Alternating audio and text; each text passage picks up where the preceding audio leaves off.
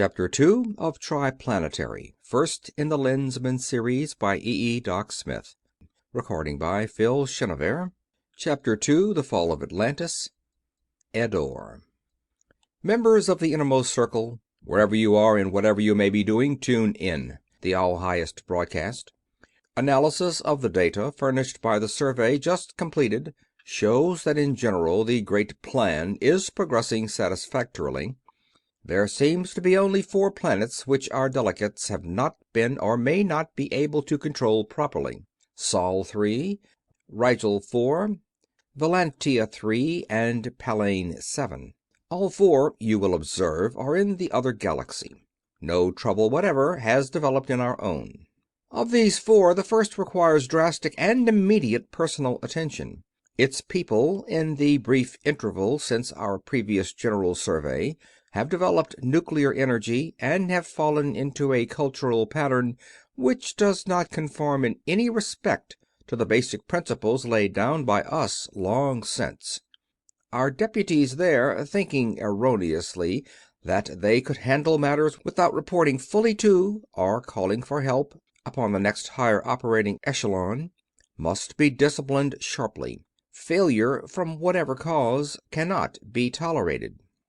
Gharlane, as Master Number 2, you will assume control of Sol 3 immediately. This circle now authorizes and instructs you to take whatever steps may prove necessary to restore order upon that planet. Examine carefully this data concerning the other 3 worlds which may very shortly become troublesome. Is it your thought that one or more others of this circle should be assigned to work with you to be sure that these untoward developments are suppressed? It is not, Your Supremacy, that worthy decided after a time of study. Since the peoples in question are as yet of low intelligence, since one form of flesh at a time is all that will have to be energized, and since the techniques will be essentially similar, I can handle all 4 more efficiently alone than with the help or cooperation of others. If I read this data correctly, there will be need of only the most elementary precaution in the employment of mental force, since of the 4 races, only the Valentians have even a rudimentary knowledge of its uses, right? We so read the data? Surprisingly enough, the Innermost Circle agreed unanimously. Go then, when finished, report in full. I go, All-Highest. I shall render a complete and conclusive report. Arisia. We, the Elder Thinkers in Fusion, are spreading in public view for study and full discussion a visualization of the relationships existing and to exist between civilization and its irreconcilable and implacable foe. Several of our younger members, particularly Euconidor, who has just attained watchmanship, have requested instruction in this matter. Being as yet immature, their visualizations do not show clearly why Nedanilor, Critigan, Drunli, and Brolintine, either singly or in fusion, have in the past performed certain acts and have not performed certain others, or that the future actions of those molders of civilization will be similarly constrained. This visualization, while more complex, more complete, and more detailed than the one set up by our forefathers at the time of the coalescence, agrees with it in every essential. The 5 basics remain unchanged. First, the Eddorians can be overcome only by mental force. Secondly, the magnitude of the required force is such that its only possible generator is such an organization as the Galactic Patrol, toward which we have been and are working. Third, since no Arisian, or any fusion of Arisians, will ever be able to spearhead that force, it was and is necessary to develop a race of mentality sufficient to perform that task. Fourth, this new race, having been instrumental in removing the menace of Eddore, will, as a matter of course, displace the Arisians as guardians of civilization. Fifth, the Eddorians must not become informed of us until such a time as it will be physically, mathematically impossible for them to construct any effective counter-devices. A cheerless outlook, truly. came a somber thought. Not so, daughter. A little reflection will show you that your present thinking is loose and turbid. When that time comes, every Arisian will be ready for the change. We know the way. We do not know to what that way leads, but the Arisian purpose in this phase of existence, this space-time continuum, will have been fulfilled, and we will go eagerly and joyfully on to the next. Are there any more questions? There were none. Study this material, then, each of you, with exceeding care. It may be that some one of you, even a child, will perceive some facet of the truth which we have missed, or have not examined fully, some fact or implication which may be able to operate to shorten the time of conflict, or to lessen the number of budding civilizations whose destruction seems to us at present to be surely unavoidable. Hours passed, days. No criticisms or suggestions were offered. We take it, then, that this visualization is the fullest and most accurate one possible for the massed intellect of Arisia to construct from the information available at the moment. The molders, therefore, after describing briefly what they have already done, will inform us as to what they deem it necessary to do in the near future. We have observed, and at times have guided, the evolution of intelligent life upon many planets. The fusion began. We have, to the best of our ability, directed the energies of these entities into the channels of civilization. We have adhered consistently to the policy of steering as many different races as possible toward the intellectual level necessary for the effective use of the lens, without which the proposed galactic patrol cannot come into being.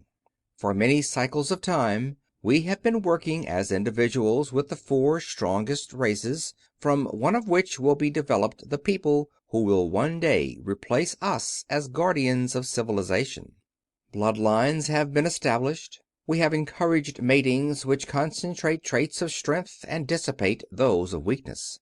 While no very great departure from the norm, either physically or mentally, will take place until after the penultimates have been allowed to meet and to mate, a definite general improvement of each race has been unavoidable. Thus the Eddorians have already interested themselves in our budding civilization upon the planet Tellus, and it is inevitable that they will very shortly interfere with our work upon the other 3. These 4 young civilizations must be allowed to fall.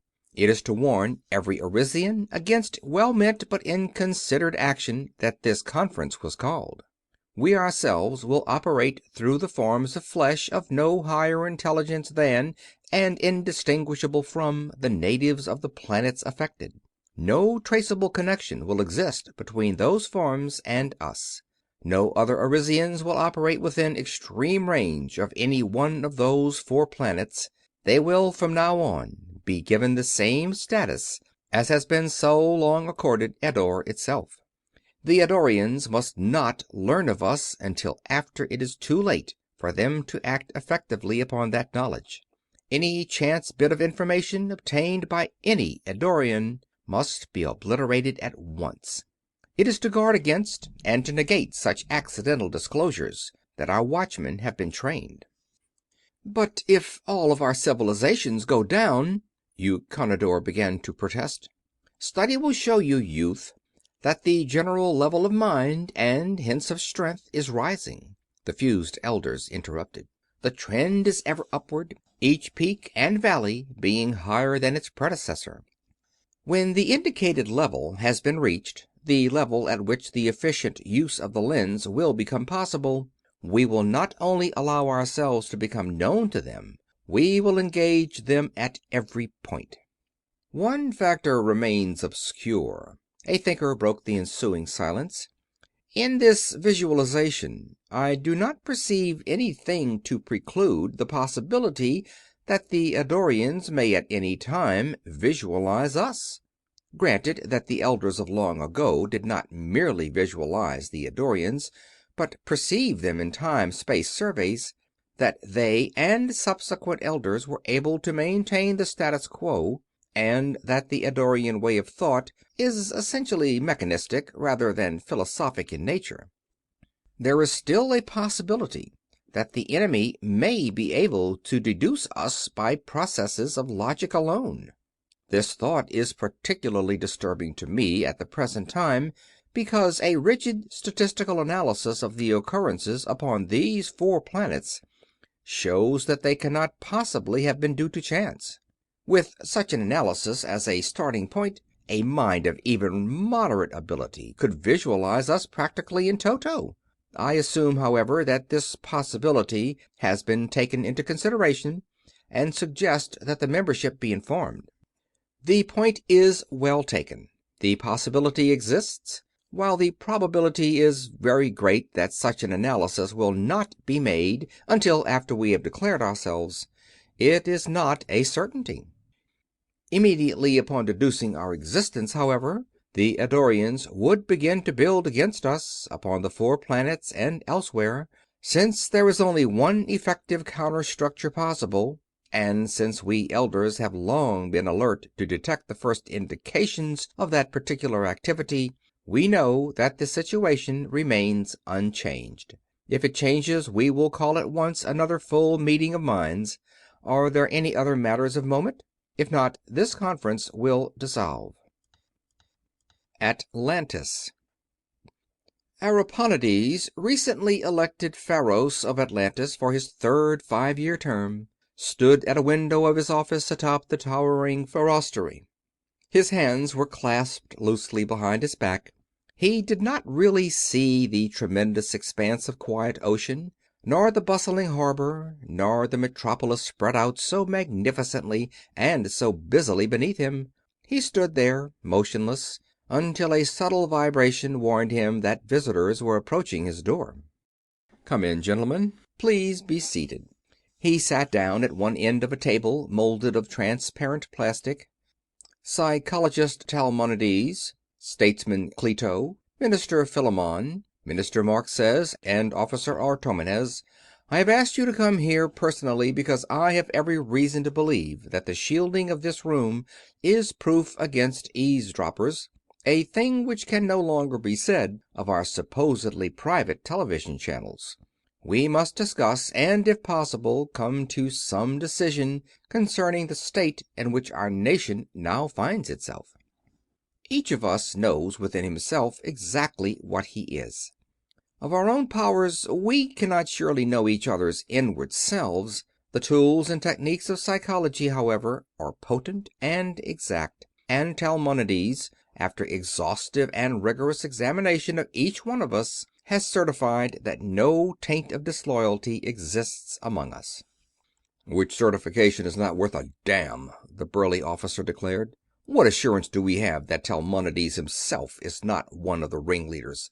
Mind you, I have no reason to believe that he is not completely loyal. In fact, since he has been one of my best friends for over 20 years, I believe implicitly that he is. Nevertheless, the plain fact is, Ariponides, that all the precautions you have taken, and any you can take, are and will be useless in so far as definite knowledge is concerned. The real truth is and will remain unknown." "You are right," the psychologist conceded, "and such being the case, perhaps I should withdraw from the meeting." "That wouldn't help either." Artomenes shook his head. "Any competent plotter would be prepared for this, as for any other contingency. One of us others would be the real operator. And the fact that our officer is the one who is splitting hairs so finely could be taken to indicate which one of us the real operator could be," Marxes pointed out cuttingly. "Gentlemen, gentlemen," Ariponides protested. "While absolute certainty is of course impossible to any finite mind, you all know how Talmonides was tested. You know that in his case there is no reasonable doubt. Such chance as exists, however, must be taken, for if we do not trust each other fully in this undertaking, failure is inevitable. With this word of warning, I will get on with my report." This worldwide frenzy of unrest followed closely upon the controlled liberation of atomic energy, and may be, probably is, traceable to it. It is in no part due to imperialistic aims or acts on the part of Atlantis. This fact cannot be stressed too strongly. We never have been and are not now interested in empire. It is true that the other nations began as Atlantean colonies, but no attempt was ever made to hold any one of them in colonial status against the wish of its electorate. All nations were and are sister states. We gain or lose together. Atlantis, the parent, was and is a clearinghouse, a coordinator of effort, but has never claimed or sought authority to rule, all decisions being based upon free debate and free and secret ballot. But now, parties and factions everywhere, even in old Atlantis. Every nation is torn by internal dissensions and strife. Nor is that all. Ughar, as a nation, is insensately jealous of the islands of the south, who in turn are jealous of Maya, Maya of Bantu, Bantu of Ikopt, Ikopt of Norheim, and Norheim of Uighar. A vicious circle, worsened by other jealousies and hatreds intercrossing everywhere. Each fears that some other is about to try to seize control of the entire world, and there seems to be spreading rapidly the utter baseless belief that Atlantis itself is about to reduce all other nations of Earth to vassalage. This is a bald statement of the present condition of the world as I see it. Since I can see no other course possible within the constituted framework of our democratic government, I recommend that we continue our present activities, such as the international treaties and agreements upon which we are now at work, intensifying our effort wherever possible. We will now hear from Statesman Cleto. You have outlined the situation clearly enough, Pharos. My thought, however, is that the principal cause of the trouble is the coming into being of this multiplicity of political parties, particularly those composed principally of crackpots and extremists. The connection with atomic energy is clear, since the atomic bomb gives a small group of people the power to destroy the world. They reason that it thereby confers upon them the authority to dictate to the world. My recommendation is merely a special case of yours: that every effort be made to influence the electorates of Norheim and Uighar into supporting an effective international control of atomic energy. You have your data tabulated in symbolics? Asked Talmonides from his seat at the keyboard of a calculating machine. Yes, here they are. Thanks. Minister Philemon, the Pharos announced. As I see it, as any intelligent man should be able to see it, the principal contribution of atomic energy to this worldwide chaos was the complete demoralization of labor. The gray-haired Minister of Trade stated flatly. Output per man-hour should have gone up at least 20%, in which cases prices would automatically have come down. Instead, short-sighted guilds imposed drastic curbs on production, and now seem to be surprised that as production falls and hourly wages rise, prices also rise and real income drops. Only one course is possible, gentlemen. Labor must be made to listen to reason. This feather-bedding, this protected loafing, this... I protest. Marxes, Minister of Work, leaped to his feet. The blame lies squarely with the capitalists. Their greed, their rapacity, their exploitation of... One moment, please. Ariponides rapped the table sharply.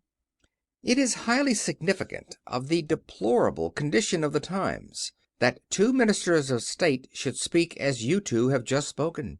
I take it that neither of you has anything new to contribute to this symposium.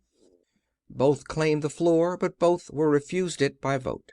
Hand your tabulated data to Talmonides, the Pharos directed. Officer Artemenes. You, our Pharaoh, have more than intimated that our defense program, for which I am primarily responsible, has been largely to blame for what has happened, the grizzled warrior began. In part, perhaps it was. One must be blind, indeed, not to see the connection, and biased, indeed, not to admit it. But what should I have done, knowing that there is no practical defense against the atomic bomb? Every nation has them, and is manufacturing more and more. Every nation is infested with the agents of every other. Should I have tried to keep Atlantis toothless in a world bristling with fangs? And could I, or anyone else, have succeeded in doing so? Probably not. No criticism was intended. We must deal with the situation as it actually exists. Your recommendations, please? I have thought this thing over, day and night, and can see no solution which can be made acceptable to any real democracy. Nevertheless, I have one recommendation to make. We all know that Norheim and Uighar are the sore spots, particularly Norheim. We have more bombs as of now than both of them together. We know that Uighar's supersonic jobs are ready. We don't know exactly what Norheim has, since they cut my intelligence line a while back, but I'm sending over another operative, my best man too, tonight. If he finds out that we have enough advantage in speed, and I'm pretty sure that we have, I say hit both Norheim and Uighar right then while we can before they hit us. And hit them hard. Pulverize them. Then set up a world government strong enough to knock out any nation, including Atlantis, that will not cooperate with it. This course of action is flagrantly against all international law and all the principles of democracy I know, and even it might not work. It is, however, as far as I can see, the only course which can work. We all perceive its weaknesses. The Pharaohs thought for minutes. You cannot be sure that your intelligence has located all of the danger points, and many of them must go so far underground as to be safe from even our heaviest missiles. We all, including you, believe that the psychologist is right in holding that the reaction of the other nations to such action would be both unfavorable and violent. Your report, please, Talmonides. I have already put my data into the integrator. The psychologist punched a button, and the mechanism began to whir and to click. I have only one new fact of any importance. The name of one of the higher-ups, and its corollary implication that there may be some degree of cooperation between Norheim and Uighar. He broke off as the machine stopped clicking and ejected its report. Look at that graph! Up 10 points in 7 days! Talmonides pointed a finger. The situation is deteriorating faster and faster. The conclusion is unavoidable. You can see yourselves that this summation line is fast approaching unity, that the outbreaks will become uncontrollable in approximately 8 days. With one slight exception here, you will notice that the lines of organization and purpose are as random as ever. In spite of this conclusive integration, I would be tempted to believe that this seeming lack of coherence was due to insufficient data, that back of this whole movement there is a carefully set up and completely integrated plan, except for the fact that the factions and the nations are so evenly matched.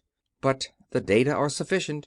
It is shown conclusively that no one of the other nations can possibly win, even by totally destroying Atlantis. They would merely destroy each other and our entire civilization.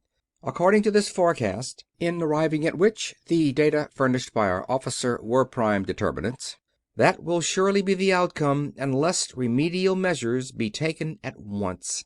You are of course sure of your facts, Artomenes? I am sure.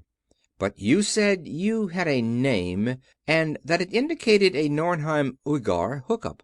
What is that name? An old friend of yours. Lo Sung? The words as spoken were a curse of fury. None other.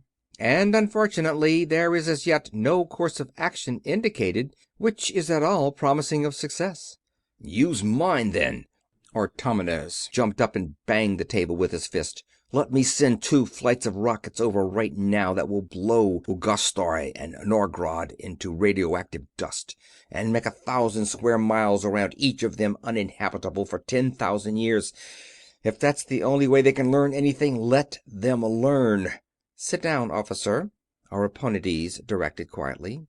That course, as you have already pointed out, is indefensible. It violates every prime basic of our civilization. Moreover, it would be entirely futile, since this resultant makes it clear that every nation on Earth would be destroyed within the day. What then? Artomenes demanded bitterly. Sit still here and let them annihilate us? Not necessarily. It is to formulate plans that we are here. Talmonides will by now have decided, upon the basis of our pooled knowledge, what must be done. The outlook is not good. Not good at all, the psychologist announced gloomily. The only course of action which carries any promise whatever of success, and its probability is only .18, is the one recommended by the Pharos, modified slightly to include Artomenes' suggestion of sending his best operative on the indicated mission. For highest morale, by the way, the Pharos should also interview this agent before he sets out. Ordinarily, I would not advocate a course of action having so little likelihood of success, but since it is simply a continuation and intensification of what we are already doing, I do not see how we can adopt any other. "Are we agreed?" Ariponides asked, after a short silence. They were agreed. 4 of the conferees filed out, and a brisk young man strode in. Although he did not look at the Pharos, his eyes asked questions. "Reporting for orders, sir." He saluted the officer punctiliously. "At ease, sir." Artomenes returned the salute. "You were called here for a word with the Pharos. Sir, I present Captain Phryges." "Not orders, son. No."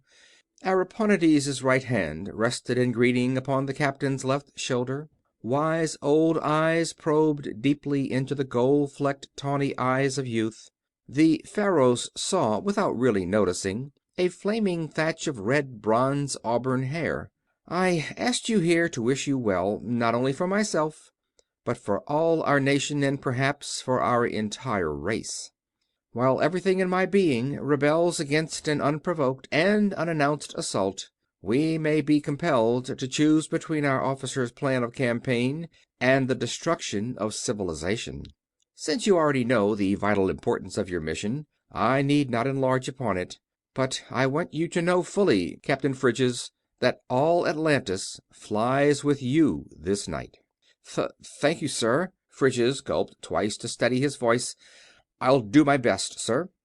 And later, in a wingless craft flying toward the airfield, young Phryges broke a long silence. "So that is the Pharos. I like him, officer. I have never seen him close up before. There's something about him.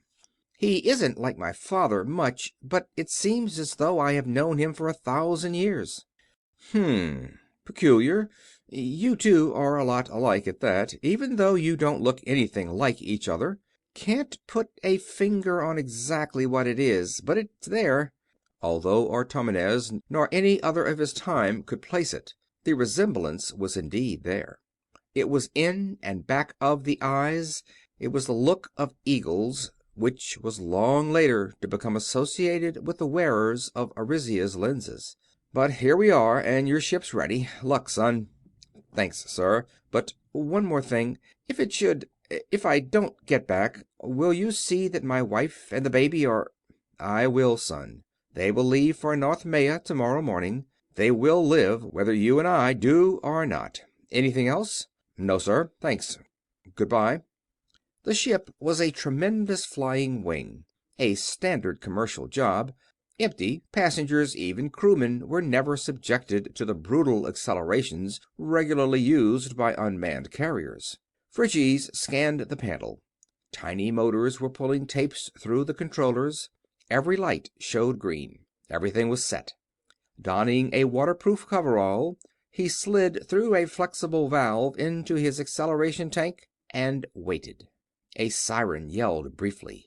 Black night turned blinding white as the harnessed energies of the atom were released. For 5 6/10 seconds, the sharp, hard, beryllium bronze leading edge of the back-sweeping V sliced its way through ever-thinning air. The vessel seemed to pause momentarily, paused and bucked viciously. She shuddered and shivered, tried to tear herself into shreds and chunks. But Phryges in its tank was unconcerned. Earlier, weaker ships went to pieces against the solid-seeming wall of atmospheric incompressibility at the velocity of sound, but this one was built solidly enough and powered to hit that wall hard enough to go through unharmed. The hellish vibration ceased. The fantastic violence of the drive subsided to a mere shove. Phryges knew that the vessel had leveled off at its cruising speed of 2,000 miles per hour. He emerged, spilling the least possible amount of water upon the polished steel floor. He took off his coverall and stuffed it back through the valve into the tank. He mopped and polished the floors with towels, which likewise went into the tank. He drew on a pair of soft gloves and, by manual control, jettisoned the acceleration tank and all the apparatus which had made that unloading possible. This junk would fall into the ocean, would sink, would never be found. He examined the compartment and the hatch minutely. No scratches, no scars, no mars, no telltale marks or prints of any kind. Let the Norskies search. So far, so good. Back toward the trailing edge, then, to a small escape hatch beside which was fastened a dull black ball. The anchoring device went out first. He gasped as the air rushed out into the near vacuum, but he had been trained to take sudden and violent fluctuations in pressure. He rolled the ball out upon the hatch, where he opened it, two hinged hemispheres, each heavily padded with molded composition resembling sponge rubber. It seemed incredible that any man as big as Phryges, especially when wearing a parachute, could be crammed into a space so small, but that lining had been molded to fit. The ball had to be small. The ship, even though it was on a regularly scheduled commercial flight, would be scanned intensively and continuously from the moment of entering Norheiman radar range. Since the ball would be invisible on any radar screen, no suspicion would be aroused, particularly since, as far as Atlantean intelligence had been able to discover, the Nordheimans had not yet succeeded in perfecting any device by use of which a living man could bail out of a supersonic plane. Phryges waited and waited until the second hand of his watch marked the arrival of 0 time. He curled up into one half of the ball, the other half closed over him and locked. The hatch opened. Ball and closely prisoned man plummeted downward, slowing abruptly with a horrible deceleration to terminal velocity. Had the air been any trifle thicker, the Atlantean captain would have died then and there, but that too had been computed accurately, and Phryges lived. As the ball bulleted downward on a screaming slant, it shrank. This too, the Atlanteans hoped, was new, a synthetic which air friction would erode away molecule by molecule so rapidly that no perceptible fragment of it would reach ground. The casing disappeared, and the yielding porous lining, and Phryges, still at an altitude of over 30,000 feet, kicked away the remaining fragments of his cocoon, and by judicious planning turned himself so that he could see the ground, now dimly visible in the first dull gray of dawn.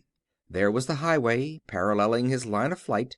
He wouldn't miss it more than 100 yards. He fought down an almost overwhelming urge to pull his ripcord too soon. He had to wait. Wait until the last possible second, because parachutes were big, and Norheimian radar practically swept the ground. Low enough at last, he pulled the ring. Zrick whap! The chute banged open. His harness tightened with a savage jerk, mere seconds before his hard-sprung knees took the shock of landing. That was close, too close. He was white and shaking, but unhurt, as he gathered in the billowing fighting sheet and rolled it, together with his harness, into a wad. He broke open a tiny ampule, and as the drops of liquid touched it, the stout fabric began to disappear. It did not burn. It simply disintegrated and vanished. In less than a minute there remained only a few steel snaps and rings, which the Atlantean buried under a meticulously replaced circle of sod. He was still on schedule. In less than 3 minutes the signals would be on the air, and he would know where he was, unless the Norsks had succeeded in finding and eliminating the whole Atlantean undercover group. He pressed a stud on a small instrument, held it down. A line burned green across the dial, flared red, vanished. "Damn!" he breathed explosively. The strength of the signal told him that he was within a mile or so of the hideout, first-class computation. But the red flash warned him to keep away. Kinnexa, it had to be Kinnexa, would come to him. How? By air? Along the road? Through the woods? On foot? He had no way of knowing. Talking, even on a tight beam, was out of the question. He made his way to the highway and crouched behind a tree. Here she could come at him by any route of the three. Again he waited, pressing infrequently a stud of his sender. A long, low-slung ground car swung around the curve, and Phryges' binoculars were at his eyes. It was Kinnexa, or a duplicate. At the thought, he dropped his glasses and pulled his guns. Blaster in right hand, air pistol in left. But no, that wouldn't do. She'd be suspicious, too. She'd have to be. And that car probably mounted heavy stuff. If he stepped out, ready for business, she'd fry him, and quick. Maybe not. She might have protection, but he couldn't take the chance. The car slowed, stopped. The girl got out, examined a front tire, straightened up, and looked down the road straight at Phryges' hiding place. This time the binoculars brought her up to a little more than arm's length. Tall, blonde, beautifully built, the slightly crooked left eyebrow, the thread line of gold betraying a one-tooth bridge, and the tiny scar on her upper lip, for both of which he had been responsible. She always did insist on playing cops and robbers with boys older and bigger than herself. It was Kinnexa. Not even Norheim's science could imitate so perfectly every personalizing characteristic of a girl he had known ever since she was knee-high to a duck. The girl slid back into her seat, and the heavy car began to move. Open-handed, Phryges stepped out into its way. The car stopped. "Turn around, back up to me, hands behind you," she directed crisply. The man, although surprised, obeyed. Not until he felt a finger exploring the short hair at the back of his neck did he realize what she was seeking. The almost imperceptible scar marking the place where she had bit him when she was 7 years old. "Oh, Fry, it is you, really you. Thank the gods.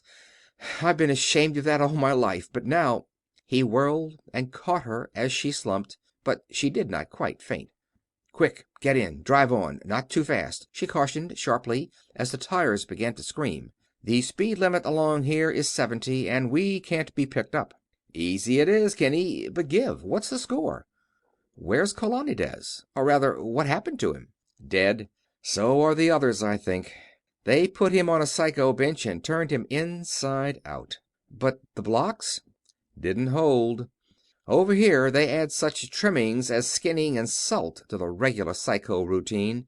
But none of them knew anything about me, nor about how their reports were picked up, or I'd have been dead too. But it doesn't make any difference, Fry. We're just 1 week too late." "What do you mean, too late? Speed it up." His tone was rough, but the hand he placed on her arm was gentleness itself. "I'm telling you as fast as I can. I picked up his last report day before yesterday. They have missiles just as big and just as fast as ours, maybe more so, and they are going to fire one at Atlantis tonight at exactly 7 o'clock. "Tonight? Holy gods!" The man's mind raced. "Yes," Kinnexa's voice was low, uninflected. "And there was nothing in the world that I could do about it. If I approached any one of our places, or tried to use a beam strong enough to reach anyone, I would simply have got picked up too. I've thought and thought, but could figure out only one thing that might possibly be of any use, and I couldn't do that alone. But 2 of us, perhaps—" "Go on, brief me." "Nobody ever accused you of not having a brain, and you know this whole country like the palm of your hand. Steal a ship. Be over at the ramp at exactly 7 p.m. When the lid opens, go into a full power dive, beam Artomenes, if I had a second before they blanketed my wave, and meet their rocket head on in their own launching tube." This was stark stuff, but so tense was the moment, and so highly keyed up were the two, that neither of them saw anything out of the ordinary in it. "Not bad, if we can't figure out anything better. The joker being, of course, that you didn't see how you could steal a ship?" "Exactly. I can't carry blasters. No woman in Norheim is wearing a coat or a cloak now, so I can't either. And just look at this dress. Do you see any place where I could hide even one?" He looked appreciatively, and she had the grace to blush. "Can't say that I do," he admitted.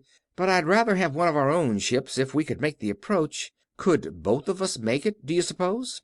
"Not a chance. They'd keep at least one man inside all the time. Even if we killed everybody outside, the ship would take off before we could get close enough to open the port with the outside controls." "Probably. Go on. But first, are you sure that you're in the clear?"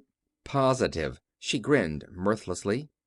"The fact that I am still alive is conclusive evidence that they didn't find out anything about me.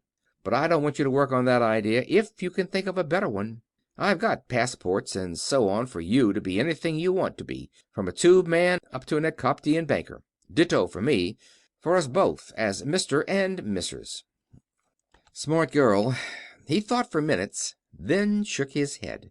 "No possible way that I can see. The sneak boat isn't due for a week, and from what you've said it probably won't get here. But you might make it at that. I'll drop you somewhere." "You will not," she interrupted, quietly but definitely. "Which would you rather? Go out in a blast like that one will be, beside a good Atlantean? Or, after deserting him, be psychoed, skinned, salted, and, still alive, drawn and quartered?" "Together, then, all the way," he assented. "Man and wife, tourists, newlyweds from some town not too far away. Pretty well fixed to match what we're riding in. Can do?" "Very simple." She opened a compartment and selected one of a stack of documents. "I can fix this one up in 10 minutes. We'll have to dispose of the rest of these, and a lot of other stuff, too. And you had better get out of that leather and into a suit that matches this passport photo." "Right. Straight road for miles and nothing in sight either way. Give me the suit and I'll change now. Keep on going or stop?" "Better stop, I think," the girl decided. "Quicker, and we'll have to find a place to hide and bury this evidence." While the man changed his clothes, Kinnexa collected the contraband, wrapping it up in the discarded jacket. She looked up just as Phryges was adjusting his coat. She glanced at his armpits, then stared. "Where are your blasters?" she demanded. "They ought to show, at least a little, and even I can't see a sign of them." He showed her. "But they are so tiny. I never saw blasters like that." "I've got a blaster, but it's in the tail pocket. These aren't. They're air guns, poisoned needles. Not worth a damn beyond 100 feet, but deadly close up. One touch, anywhere, and the guy dies right there. 2 seconds, max." "Nice." She was no shrinking violet, this young Atlantean spy. "You have spares, of course, and I can hide 2 of them easily enough in leg holsters. Gimme, and show me how they work." "Standard controls, pretty much like blasters. Like so." He demonstrated, and as he drove sedately down the highway, the girl sewed industriously. The day wore on, nor was it uneventful. One incident, in fact, the detailing of which would serve no useful purpose here, was of such a nature that at its end... "Better pinpoint me, don't you think, on that ramp?" Phryges asked quietly. "Just in case you get scragged in one of these brawls and I don't." "Oh, of course. Forgive me, Fry. It slipped my mind completely that you didn't know where it was. Area 6, pinpoint 473-605. Got it." He repeated the figures. But neither of the Atlanteans was scragged, and at 6 p.m. an allegedly honeymooning couple parked their big roadster in the garage at Norgrad Field and went through the gates. Their papers, tickets included, were in perfect order. They were as inconspicuous and as undemonstrative as newlyweds were wont to be, no more so and no less. Strolling idly, gazing eagerly at each new thing, they made their circuitous way toward a certain small hangar. As the girl had said, this field boasted hundreds of supersonic fighters, so many that servicing was a round-the-clock routine. In that hangar was a sharp-nosed, stubby V'd flyer, one of Norheim's fastest. It was serviced and ready. It was too much to hope, of course, that the visitors would actually get into the building unchallenged, nor did they. "Back, you!" A guard waved them away. "Get back to the concourse where you belong. No visitors allowed out here." "Phtt, phtt." Phryges' airgun broke into soft but deadly coughing. Kinnexa whirled, hands flashing down, skirt flying up, and ran. Guards tried to head her off, tried to bring their own weapons to bear, tried, failed, died. Phryges, too, ran backward.